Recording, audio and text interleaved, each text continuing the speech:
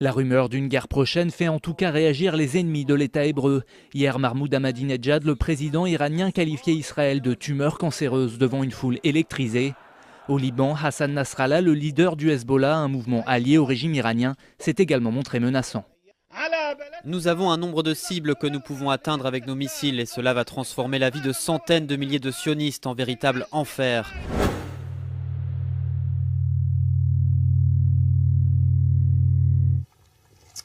Alors, le vrai gros sujet d'actualité, c'est le futur bombardement de l'Iran par l'État d'Israël.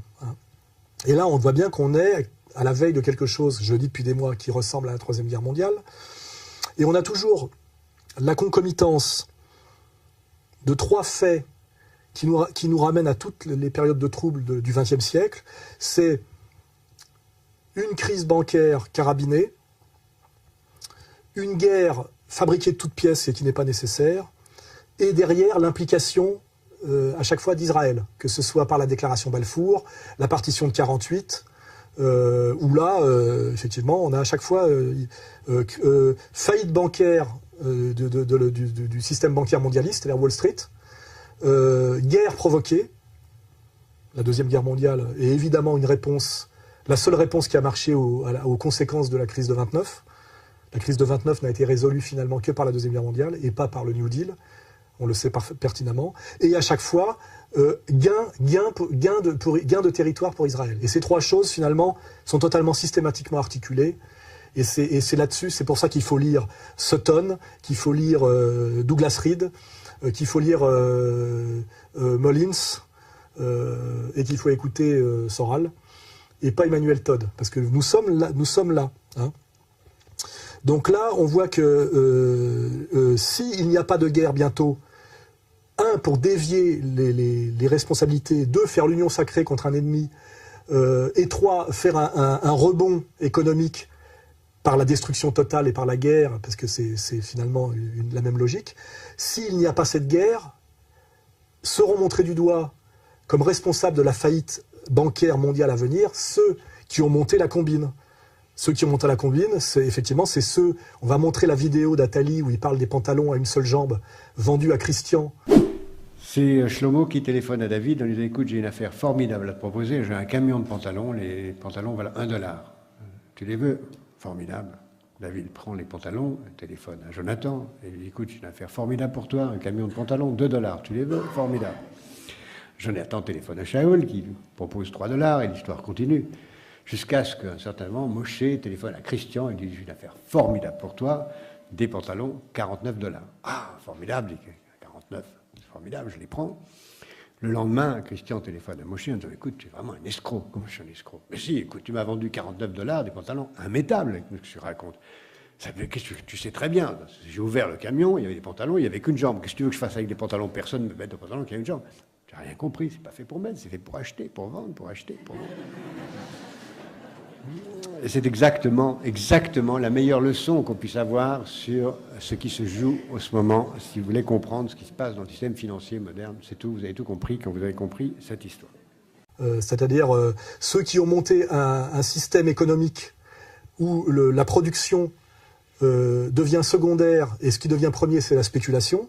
C'est le gag d'Atali. Hein. C'est-à-dire que la valeur d'échange devient la valeur d'usage, ce que Baudrillard appelait lui-même dans L'échange symbolique et la mort, le stade structural de la valeur. Bon là, si Todd ne peut pas suivre, je lui expliquerai, parce que c'est là où on voit ce que c'est qu'un intellectuel de premier plan par rapport à un petit statisticien de deuxième zone. Voilà, donc là, nous sommes bien dans ce que décrit Werner Sombart, ce dont se vante Attali, c'est-à-dire un capitalisme financier purement spéculatif de type kabbaliste, qui en dernière instance est une entreprise de destruction de richesses et de chaos, et qui amène forcément soit à l'effondrement, qui donc désigne les responsables, c'est-à-dire Wall Street comme épistémologie financière et aussi comme communauté, comme noyau dur communautaire, voilà.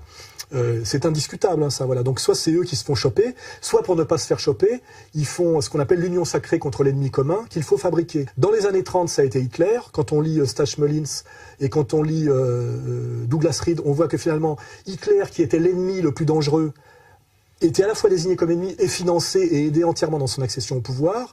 Exactement aujourd'hui comme l'Occident est l'idiote Joubert par la cuisse, on nous dit que le salafisme, le wahhabisme, salafisme, takfiriste est le danger pour l'Occident, mais on le finance partout et on l'aide à prendre le pouvoir partout au Moyen-Orient.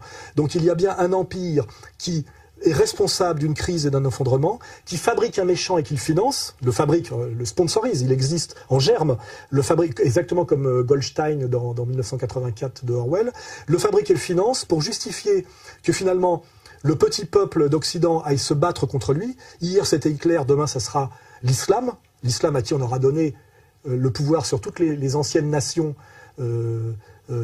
Algérie demain, Maroc, Tunisie, Égypte, Libye, attention, hein, c'est Syrie, Iran, s'ils arrivent à détruire l'Iran, Pakistan, Afghanistan, enfin on voit bien que c'est tout le monde arabe. Donc on aura créé, sponsorisé l'ennemi, exigé l'union sacrée contre l'ennemi commun, et là on voit bien les pubs sur les bus américains qu'on va remontrer, pour finalement faire un énorme bain de sang, ça c'est bagatelle pour un massacre, pour finalement que là, les mêmes élites rebondissent, non seulement ne soient pas vouées aux gémonies pour leurs responsabilités, mais rebondissent et fassent la culbute au niveau de la puissance d'argent, puisque la guerre est quelque chose d'éminemment rentable pour ceux qui vendent les armes et qui prêtent l'argent. Il suffit de voir qui prête l'argent pour les guerres et qui vend les armes. Et surtout, là, on renvoie au livre de Sheikh Imran Hossein, Jérusalem dans le Coran, dont je suis l'éditeur pour la France, que derrière, comme la guerre de 14 a permis la déclaration Balfour et le foyer juif en Palestine, la Deuxième Guerre mondiale a permis 48, c'est-à-dire la création d'un État juif et la partition de 48, et la Troisième Guerre mondiale, qui se fera plus cette fois, qui se fera contre le nouvel Hitler, hein, on a bien BHL qui fait son numéro de saillant. L'islamisme radical, c'est le dernier fruit, c'est le dernier bourgeon de la vieille histoire européenne des années 30, c'est-à-dire le nazisme. Le fascisme islamique, etc., c'est-à-dire contre Ahmadinejad et tout ce que ça entraînera demain.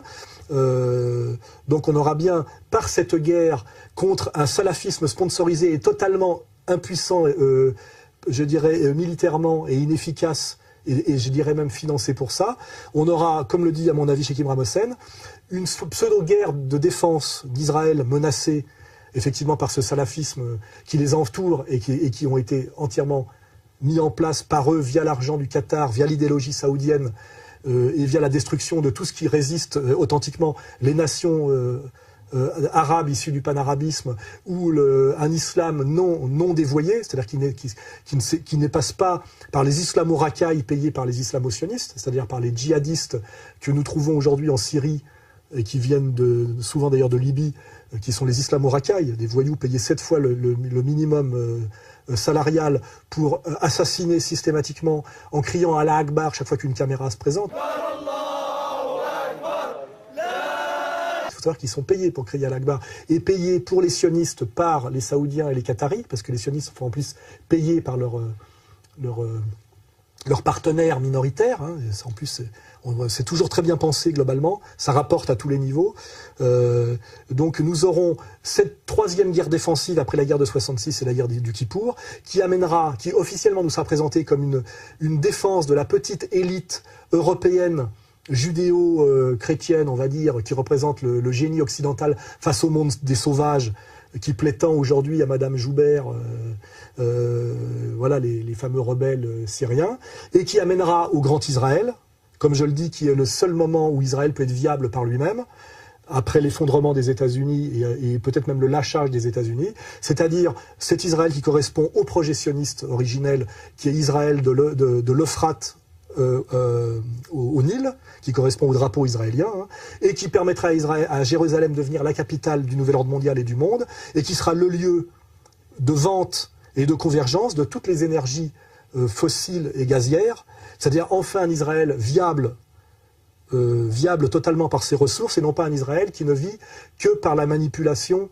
via le lobby sioniste de l'empire en voie d'effondrement américain. Voilà. On voit bien que Israël n'est viable que par le Grand Israël, que ce Grand Israël se fera par la Troisième Guerre mondiale contre le nouvel Hitler sponsorisé qui sera le salafisme wahhabo, qatari, takfiriste entièrement sous sponsoring. Et que finalement, ceux qui payeront les pots cassés de cette conflagration qui passe par une agression de l'Iran seront, je le dis, en premier lieu le petit peuple israélien qui sera sacrifié par ses élites mondialistes oligarchiques, comme le petit peuple juif polonais, russo-polonais et allemand a été sacrifié par les élites juives américaines, on le sait, par des lettres de rabbins qui se plaignent pour effectivement que la Shoah permette la partition de 48. On a des lettres de rabbins qui se plaignent que les élites juives américaines les sacrifient et les condamnent à mort parce qu'ils ne laissent pas le pouvoir hitlérien, via les négociations de Himmler, les laisser partir contre de l'argent dans les pays. Tout ça est tracé de A à Z. Et la phrase, effectivement, des élites sionistes américaines, ça renvoie à Netanyahou, qui est un Américain, qui n'est pas le petit peuple d'Israël, qui disait bien à l'époque, tout juif qui ne meurt pas en Palestine, il vaut mieux pour l'Israël de demain qu'il meure dans le Reich allemand.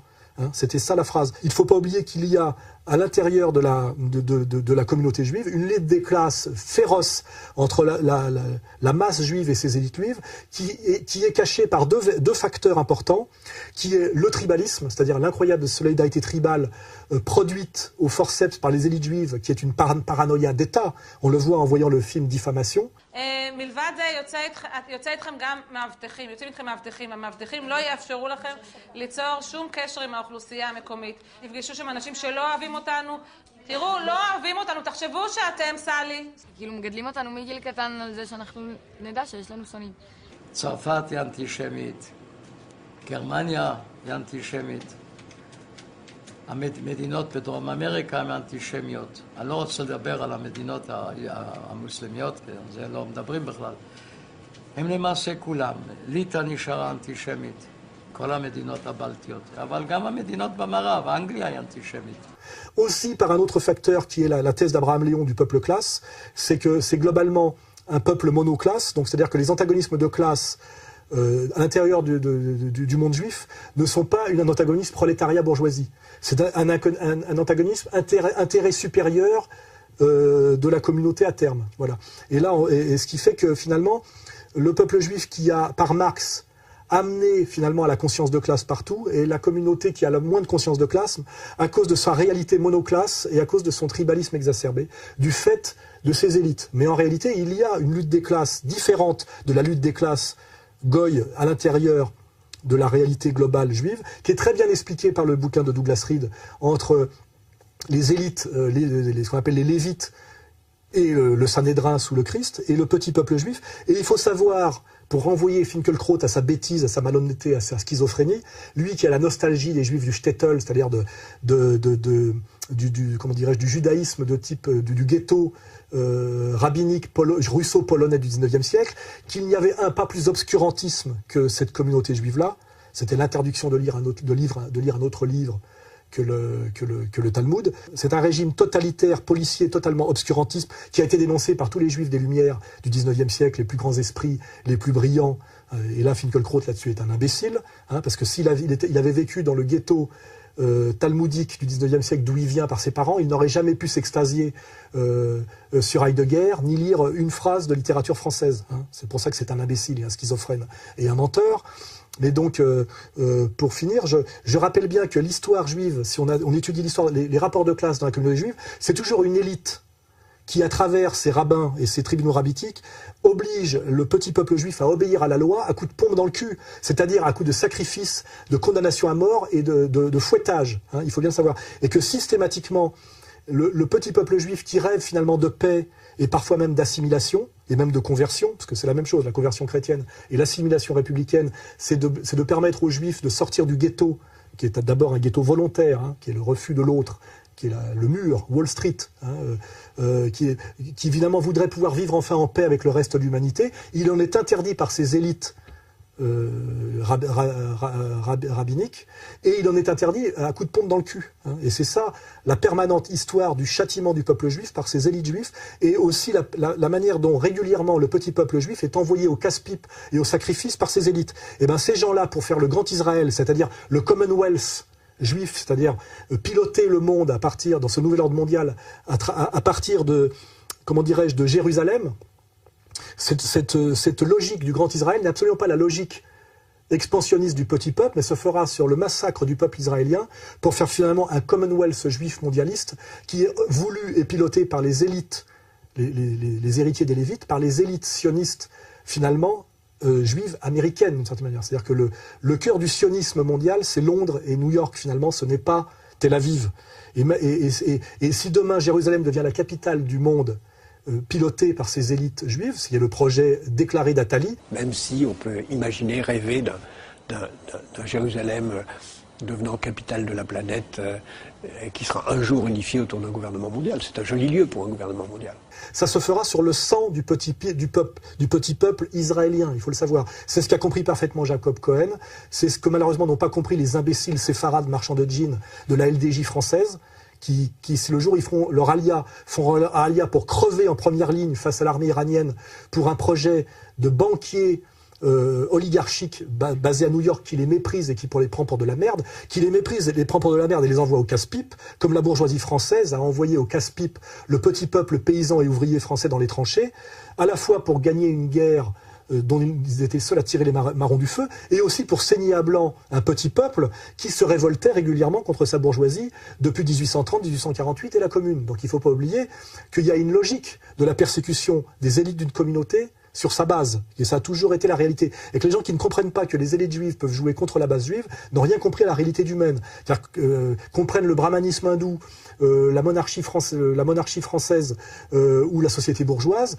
À l'intérieur des communautés humaines, ce sont toujours les élites qui vivent sur le dos de leur masse par l'exploitation économique, et les élites qui régulièrement envoient leur masse en potentiellement révoltées au casse-pipe dans des guerres. C'est l'explication de la guerre de 70, c'est Guillemin, dont nous montrons les vidéos, l'explique très bien, l'explication de la guerre de 14, l'explication de la guerre de 39, même Annie Lacroix-Ritz je suis capable d'être d'accord avec elle sur le choix de la défaite sur la guerre de 39-45 de certaines élites bourgeoises françaises. Donc on est très capable d'expliquer sans se mettre en porte-à-faux par rapport à la morale, que les élites bourgeoises françaises ont toujours joué contre leur peuple au niveau de l'exploitation et même au niveau du bain de sang guerrier. Pour ça, on a même des films de Monsieur Tavernier. Mais quand on dit que c'est valable aussi pour la communauté juive, qu'il y a des antagonismes de classe, il n'y a pas de métaphysique de la communauté juive, il y a des antagonismes de classe dans la communauté juive, je le dis, qui sont masqués par ce qu'Abraham Léon appelle le peuple classe. C'est-à-dire que c'est globalement un peuple uniclasse, et aussi par le tribalisme inouï qui n'existe plus chez nous, qui est maintenu de force par leurs élites, c'est-à-dire la paranoïa sur l'antisémitisme, de faire croire que le danger pour le juif c'est l'antisémite, c'est-à-dire Soral, alors que le danger pour le juif c'est Praskier, Bernard-Henri Lévy, Bernanke, Netanyahou et sans doute Kissinger. C'est ça qu'ils n'arrivent pas à comprendre, et c'est ça malheureusement qui est tragique pour eux, puisque c'est eux qui sont sacrifiés en dernière instance pour cette incompréhension. Voilà. Donc, dans cette guerre à venir israélo-iranienne, ça passera par le bain de sang pour le petit peuple israélien qui n'a aucun intérêt à cette guerre, il faut le rappeler. Deuxièmement, cette guerre n'est absolument pas nécessaire. C'est une guerre voulue pour des raisons effectivement d'antagonisme sociaux de plus en plus grands en Israël. Israël est en train de s'effondrer parce que c'est un artifice social. Le petit peuple israélien se révolte contre ces élites libérales qui sont d'ailleurs à l'étranger, il ne faut pas oublier, ils ne vivent pas en Israël. Israël est l'équipe de foot d'une oligarchie, exactement comme les équipes de foot pour les riches russes, les Qataris, voilà, c'est exactement la même chose. Donc cette union sacrée voulue par Netanyahou, et aussi pour cacher que l'Israël est en train d'exploser sur les antagonismes de classe, première chose. Deuxièmement, effectivement, projet du Grand Israël, qui n'est pas un projet du petit peuple israélien, mais un projet de l'oligarchie mondialiste judéo-protestante oligarchique, qui est une coalition dans laquelle les juifs héritiers des Lévites et du Sanhédrin sont le noyau dur, mais ne sont pas tout seuls, il faut bien le comprendre. Et troisièmement, cette guerre n'est absolument pas nécessaire, parce que, d'abord, l'Iran n'a pas la bombe atomique, même s'il l'avait, il ne pourrait rien en faire. On n'imagine pas, vu la profondeur stratégique d'Israël, les Iraniens balancer une bombe atomique sur un pays qui est peuplé de Palestiniens. Il faut déjà voir. Et avec en plus un nuage atomique, compte tenu de la géographie, qui leur reviendrait dans la gueule, et qui reviendrait dans la gueule de toutes les nations chiites, comme l'Irak, etc. Il ne faut pas oublier que nous avons un arc de domination chiite là-bas. Ce qui fait que, l'Iran n'a pas la bombe, deux, ils ne peuvent pas menacer Israël avec. Donc c'est un double mensonge. En revanche, ce qu'il ne faut pas oublier, c'est que Israël a la bombe atomique en contravention de toutes les lois internationales de non-prolifération. Selon les politiques de haut rang, les militaires et les experts, l'arsenal nucléaire israélien compterait entre 100 et 400 missiles. De fabrication récente, ils sont dotés de systèmes ultramodernes. Bombes à neutrons, mini-bombes à hydrogène capables de détruire des bunkers souterrains, missiles de croisière capables d'anéantir des grandes villes et qui peuvent être tirés de n'importe quel point de la planète depuis des sous-marins. Il faut rappeler que Israël a la bombe en contravention de toutes les lois de non-prolifération, que cette bombe leur a été donnée par un travail d'espionnage et de noyautage de la nation française par la 4e République française. À l'origine de ce projet ultra-secret, 2 hommes. Le président du Conseil Guy Mollet et le ministre de la Défense Maurice Bourgès-Monouri. Qui est aussi traître à son pays et aussi vendu à Israël que l'est aujourd'hui le parti socialiste et le noyau dur du gouvernement français, anti-gaulliste et anti-catholique autour de François Hollande. Le nouveau réacteur israélien, connu aujourd'hui sous le nom de Dimona, présentait de grandes similitudes avec celui de Marcoule en France. Les images des espions américains révèlent que plusieurs centaines de Français travaillent sur le site. Ils sont logés dans les nouveaux lotissements environnants. Pour Washington, plus de doute. Français et Israéliens développent un programme d'armement nucléaire. Et ce qui est important de savoir, c'est qu'il n'y a eu aucune décision on est pourtant dans un régime d'assemblée à l'époque en France, où l'assemblée, théoriquement, est très puissante. Or, l'assemblée n'a jamais pris une décision pour ça. Devenu négociateur, Shimon Peres obtient des Français qu'ils signent un contrat détaillant leur participation au programme nucléaire israélien. 1958, De Gaulle est de retour au pouvoir et il opère un virage à 180 degrés. Le nouveau président veut la bombe atomique pour la France, mais pas pour Israël. Le général de Gaulle va décider d'arrêter toute cette affaire, mais donc les instructions ne descendent pas rapidement. Il y a des obstacles partout, partout, parce que le club est très implanté, à la fois dans l'armée, à la fois dans la fonction publique, à la fois dans le politique. Autrement dit, même le général de Gaulle n'arrive pas à obtenir satisfaction. Et quand les décisions descendent jusqu'au bout, des systèmes sont faits pour contrebalancer les décisions. Le cas du MD-620 en dit long. Ce missile a été développé par le groupe français Dassault pour Israël, malgré l'arrêt officiel de la collaboration entre les deux pays. Le MD-620 va être utilisé pour les bombes atomiques israéliennes. Donc la bombe israélienne est une bombe illégale et c'est une bombe française. Et c'est elle qui menace le monde arabe et c'est elle qui pousse à la prolifération atomique et pas l'inverse. Donc on est à chaque fois, comme pour tous les sujets dont j'ai parlé, dans l'inversion transfert et l'inversion accusatoire, où l'État sioniste est un État artificiel qui n'a aucune légitimité, contrairement à l'État perse, qui n'est pas expansionniste, qui est multimillénaire et qui a toujours été protecteur des Juifs. Il faut lire Esther, il faut lire les Écritures. Donc pourquoi cet acharnement anti-perse par l'État sioniste, alors que les Perses sont des protecteurs des Juifs, y compris aujourd'hui? J'ai jamais cru que je rencontrerais un Juif iranien. C'est vraiment unique. C'est comment d'être Juif en Iran? Vous devez vous rappeler que les Juifs vivent en Iran depuis plus de 30 siècles. Alors ce n'est pas un phénomène exceptionnel. En fait, ce sont souvent les médias qui racontent n'importe quoi. Nous sommes en sécurité à 100%, dit ce médecin président de la communauté juive d'Iran. Les autorités protègent nos synagogues et nos lieux saints. 22 000 juifs vivent aujourd'hui en Iran. C'est 4 fois moins qu'avant la révolution islamique de 1979. Mais malgré les envolées anti-juives du président, la communauté vit paisiblement, jouissant d'un statut de minorité religieuse et même d'un siège au Parlement. La minorité juive d'Iran n'est absolument pas persécutée et est présente au Parlement et vit en paix et en bonne intelligence. L'Iran n'a pas la guerre, n'a pas la bombe, ne veut pas s'en servir contre Israël. C'est Israël l'agresseur de toute façon depuis 62 ans. C'est Israël le pays illégitime et pas la Perse d'Ahmadinejad. La Perse n'a aucun projet expansionniste. Et ce depuis des siècles, n'est qu'un pays systématiquement attaqué par les Anglais, les Français, et globalement il y a l'impérialisme judéo-anglo-saxon qui a amené à l'Israël contemporain. Et donc nous sommes bien là dans une inversion totale de la réalité des faits. Et nous sommes donc face à une troisième guerre mondiale absolument pas nécessaire, déclenchée sous un faux prétexte par l'oligarchie mondialiste pour cacher sa faillite bancaire, rebondir économiquement alors qu'elle est en faillite, ne pas être prise comme responsable de la crise mondiale, accéder au plein pouvoir mondialiste à travers le Grand Israël, qui est un projet oligarchiste mondialiste et pas un projet des pionniers et du petit peuple israélien. Donc là, nous avons bouclé tout ce dossier. Et malheureusement, cette marche vers la guerre se fait par la complicité de nos élites stupides. Là, j'ai parlé de la conne du mois, Le Figaro, Barbier.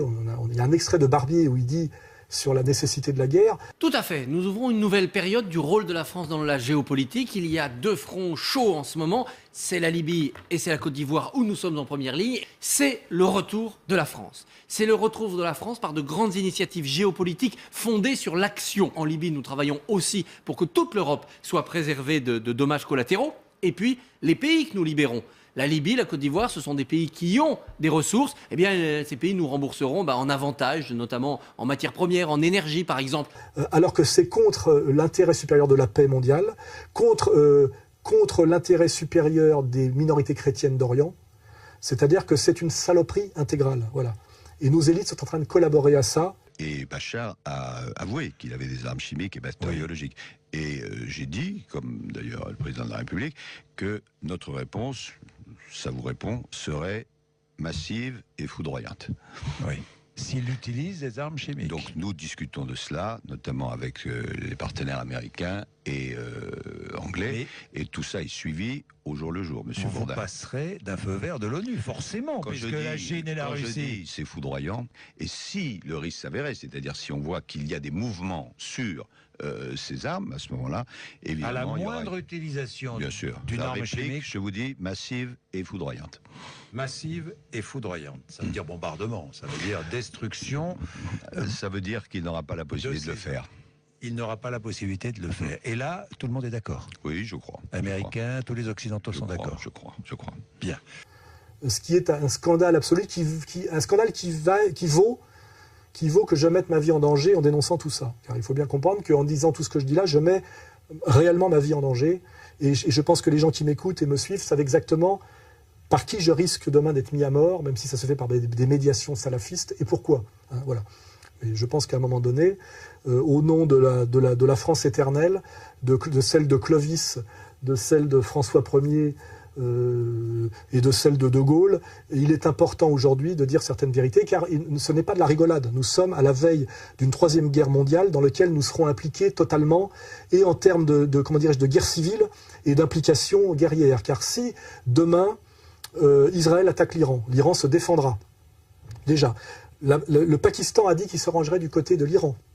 Hein, seront impliqués dans cette guerre immédiatement l'Égypte, tous les pays arabes. Mais évidemment, la Russie et la Chine, à travers la question syrienne, car la Russie ne peut pas reculer plus qu'elle a reculé en abandonnant déjà la Libye. N'oublions pas que la Syrie est le débouché de la marine russe sur la Méditerranée. Hein, donc de toute façon, nous arrivons là à une troisième guerre mondiale qui finalement remet face à face l'empire américano-sioniste et finalement la grande Russie orthodoxe de Poutine, avec derrière les Chinois qui sont du côté russe discrètement. Donc nous sommes vraiment là dans une guerre mondiale qui est une vraie guerre mondiale comme il n'y en a jamais eu, parce que je ne vois aucun pays, peut-être à part certains pays scandinaves, échapper à l'implication guerrière immédiate, à cause de cette saloperie globale qui est ce projet américano-sioniste à la fois bancaire et oligarchique et délirant, face à une troisième guerre mondiale qui sera, sur une courbe exponentielle par rapport à la première et la deuxième. La première, c'est 20 millions de morts, la deuxième, c'est 50 millions de morts. La troisième, compte tenu des armements en présence et du nombre de nations impliquées, peut aller allègrement aux 200 millions de morts, 500 millions de morts, il n'y a pas de problème. Hein. Et nos élites oligarchiques sont, n'oublions pas, des gens pour qui la vie humaine n'a aucun prix. Hein. Ce sont, comme je l'ai dit, des satanistes.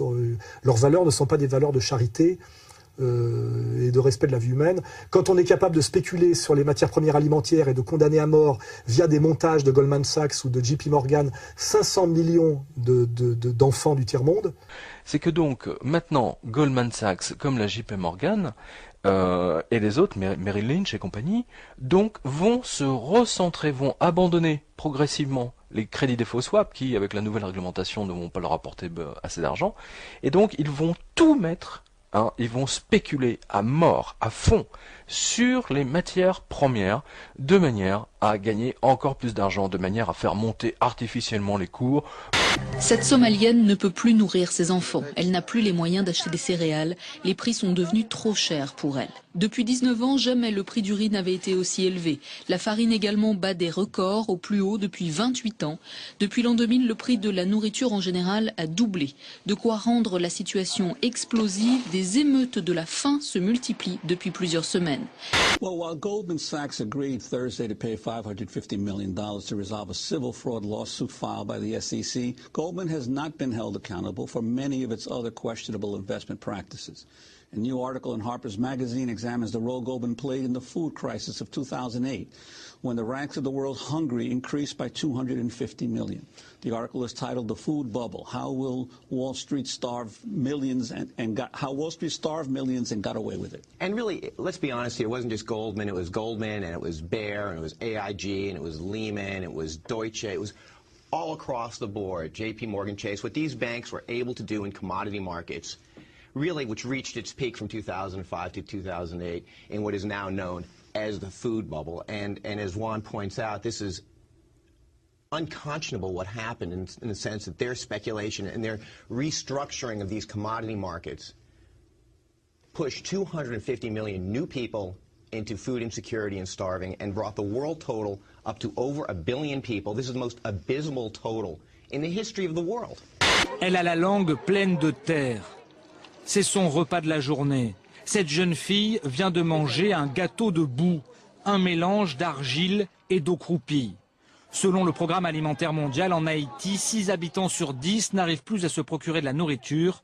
Alors ils mangent ce qu'ils trouvent, des gâteaux d'argile. C'est la réalité de ces dernières années. Vous pouvez le vérifier en étudiant, en regardant ce que nous explique Jovanovic. Si on peut faire crever 500 millions de types du tiers-monde de faim pour de la spéculation sur le modèle dont se vante Attali, le pantalon à une jambe vendu au crétin qui s'appelle Christian, on remettra bien, c'est pas moi qui balance tout ça. Je ne fais jamais que décrypter et remonter le pulse. On peut faire crever 500 millions de pauvres Arabes et de pauvres Goy gaulois qui exactement comme on fait crever nos soldats aujourd'hui en Afghanistan pour rien. On peut en faire crever 500 millions, il n'y a pas de problème. Ça sera un grand bain de sang, comme le dit Bainville, entre musulmans et chrétiens finalement, pour le plus grand profit de qui? À vous d'en tirer les conclusions.